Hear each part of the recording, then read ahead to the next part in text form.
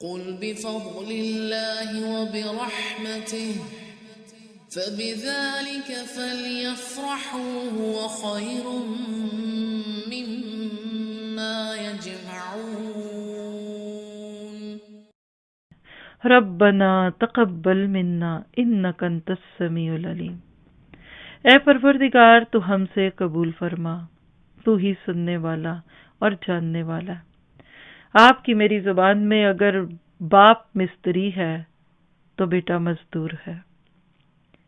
عموماً مستری مزدور علم نہ ہونے کی وجہ سے گانے گاتے اور عجیب و غریب باتیں کرتے ہوئے کام کرتے ہیں، لیکن اس باپ بیٹے کی زبان پہ دعائیں ہیں، قبولیت کا غم ہے، کیونکہ اصل چیز قابلیت نہیں ہے، قبولیت ہے۔ ہم ساری زندگی قابلیتیں بڑھاتے رہتے ہیں، اب یہ بھی کر لیں، یہ بھی ڈگری لے لیں، یہ بھی سرٹیفکیٹ لے لیں، یہ بھی کر لیں، وہ بھی ڈگریاں اور کورسز کر لیں، قابلیتیں منہ پہ ماری جاتی ہیں اگر قبولیت نہ ہو۔ نیک لوگ کام کرتے وقت یہ نہیں دیکھتے کہ میں ٹیلنٹڈ کتنا ہوں، وہ یہ کہتے ہیں کہ قبول ہو جائے۔ کتنا بڑا کام کر رہا ہوں یہ نہیں کہا، صحرا میں بٹھا کے اللہ نے مجھ سے اپنا گھر بنوا لیا، ہاں ہاں ہاں، اپنے کندھے نہیں تھپ تھپائے۔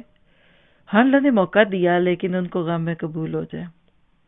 خلیل اللہ تھے مگر عبادت کے طریقے خود نہیں بنا رہے، تو کیا پتا چلا آپ کو مجھے کہ اللہ نے قبولیت کو رکھا ہے۔ دیکھیے سمجھ لیجئے، مثال سے بات واضح اچھی ہو جاتی ہے۔ آپ کتنا ہی اعلیٰ کھانا بنائیں لیکن جس کو پیش کرتے ہیں وہ آپ سے ناراض ہے۔ کبھی شوہر بیوی میں جھگڑا ہو تو شوہر کہتے میں کھانا نہیں کھاؤں گا، بیوی چاہے اس کی فیوریٹ چیز بنائے وہ کہتے اپنے پاس رکھو، میں نہیں کھاتا، میں تم سے ناراض ہوں۔ کیا بیوی کا وہ کھانا کسی کام آیا؟ بس آپ میں جتنے مرضی قابل ہیں، اگر اللہ تعالیٰ آپ کی میری اس وقت بھی یہ کوشش قبول نہیں کر رہا، میں خود کو جھنجھوڑ کے کہوں گی۔ آپ کو میری بات سمجھ آ رہی ہو، آپ کو فائدہ ہو رہا ہو، لیکن اللہ اس کو قبول نہ کرے، اور اللہ کن کی قبول کرتا ہے؟ سورۃ مائدہ میں انشاءاللہ پڑھیں گے کہ انما یتقبل اللہ من المتقین، تقوی والوں کی قبول ہوتی ہیں، اور قبولیت کے بہت سارے اسباب ہم پڑھتے ہی جائیں گے پورے سفر میں۔ تو اس وقت بھی اپنے اپنے کام پہ کھڑا بندہ کہے کہ ربنا تقبل منا، اور سیکھنے والے سننے والے بھی یہی کہے کہ اللہ ہم سے یہ قبول کر لے، کیونکہ علم کی محفل کو اگر اللہ قبول کر لے تو درجوں کی بلندی ہوگی انشاءاللہ۔ اے ہمارے رب ہمیں اپنا فرما بردار بنا لے۔ اگلا حصہ دعا کا، میں تو دوسروں کو سنا کے چلی جاؤں اور خود ادھوری اطاعت کروں تو مجھے آپ کو سنانا فائدہ نہیں دے گا۔